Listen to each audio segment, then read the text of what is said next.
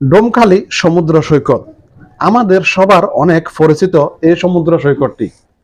আমরা যারা অনেক দূর থেকে দেখতে আসি তাদের কাছে এই সৈকতটি অনেক প্রিয়, অনেক অপরূপ সৌন্দর্যে ঘেরা একটি স্থান। একদিকে যেমন পাহাড়, অন্যদিকে আছে সাগর। এবার বিস্তারিত। ভ্রমণ পিপাসুরা এমন স্থানে ভ্রমণে যেতে চান আঁকা বাঁকা পথে। পাহাড় ভ্রমণ কিংবা সাগর দুটোই ভালো লাগে। এছাড়া ঝাউবন, লাল কাঁকড়ার চর, উত্তাল সাগরে নৌকা ভেসে বেড়ানো, জেলেদের মাছ ধরার দৃশ্য, হরিণের পদচিহ্ন সবই দেখতে পাবেন মিরসরাই উপজেলার এই ডোমখালি সমুদ্র সৈকতে। চট্টগ্রামের মিরসরাই উপজেলার একেবারে দক্ষিণ সীমান্তে অবস্থিত এই স্পটের নাম ডোমখালি সমুদ্র সৈকত। এটি ডোমখালি বিচ নামেও পরিচিত। শুধু দিনে নয়, রাতেও সাগর পাড়ে দেখা মেলে অসংখ্য মোটরসাইকেল ও প্রাইভেট কারের। রাতের বিশাল সমুদ্রের গর্জন কান পেতে শুনে সেখানে ছুটে যান তরুণেরা। পূর্ণিমার রাতে পূর্ণিমার রাতে যেখানে তরুণদের ঢল নামে। মিরসরাই থেকে এই সমুদ্র সৈকতের দূরত্ব প্রায় 4 কিলোমিটার। উপজেলার শাহেরখালী ইউনিয়নের বেড়িবাঁধ এলাকায় সমুদ্র সৈকতের আবিষ্কার করেছে স্থানীয় ভ্রমণ পিপাসুরা, যা এরই মধ্যে ডোমখালি সমুদ্র সৈকত নামে পরিচিতি লাভ করেছে।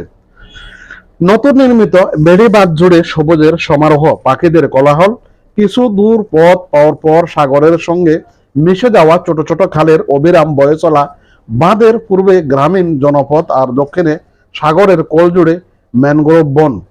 সুইচ গেট ঘেঁষে জেলেদের ব্যস্ততা। সাগর থেকে মাছ নিয়ে ফিরে জেলেরা, কেউ জাল বুনে অবসরে, আবার কেউ উত্তাল সাগরে নৌকা বিড়ায়। লাল কাঁকড়া, সাগরের বিভিন্ন জাতের কাঁকড়া ভেজা মাটিতে ছোট ছোট গর্তে মুখ তুলে থাকে। সবুজ বনায়ন জুড়ে হরিণের পায়ের পদচিহ্ন। শীতের মৌসুম, খেজুরের মিষ্টি রসের স্বাদ আর মহিষের দুধের চা খেয়ে মুহূর্তে দূর হবে শরীরের ক্লান্তি। সকালের সূর্যের আলোয় ঝিলমিল করে সাগরের ঢেউ।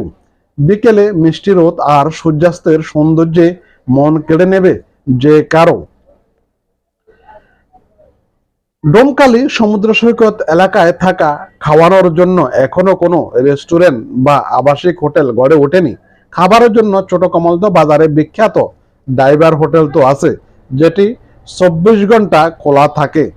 আপনি ইচ্ছা করলে সেখানে অসাধারণ সব সুস্বাদু খাবার পেয়ে যাবেন, যেগুলো খেলে আপনি বারবার সেই হোটেলটিতে যেতে ইচ্ছে করবেন এবং আপনার মন চাইবে সেখানে আবারও ডিনার বা লাঞ্চ করার।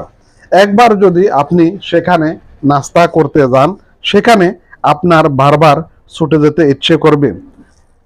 এমন সাগরের দৃশ্যটি আমরা যে কেউ যদি একবার দেখতে আসি, তাহলে বারবার ছুটে যেতে মন চাইবে এই দৃশ্যটি দেখার।